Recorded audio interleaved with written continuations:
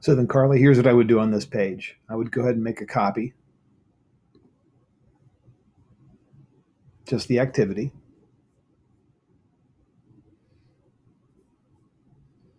I would scroll down to that Notes app.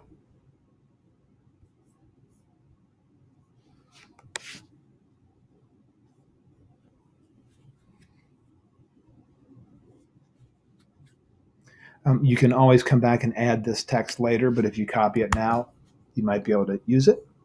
And what I'm going to want to do is I'm going to want to replace this app with something else. So I want to create an app from scratch. It's going to be a geometry app. I'm going to want to customize the toolbar. So go down to my tools, customize toolbar, drag everything over to the side. I wish there was a way to set up like your own custom tool palettes, if you will. That would be super helpful.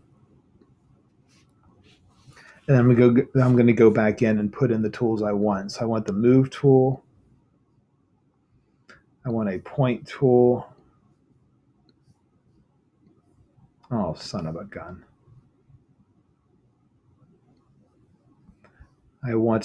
You could use an intersect tool if you want.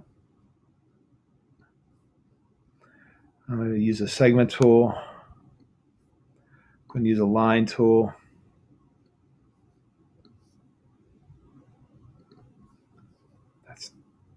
This is really getting frustrating.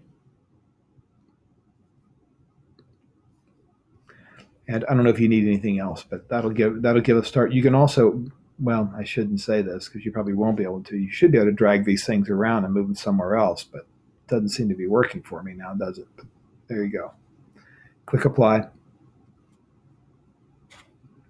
Click done.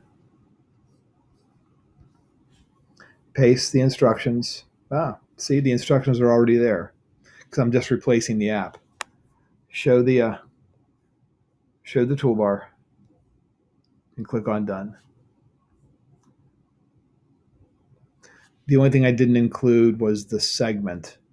So I probably should have drawn that segment in before I did that. So let me go back and edit this. And let me go back and edit the applet.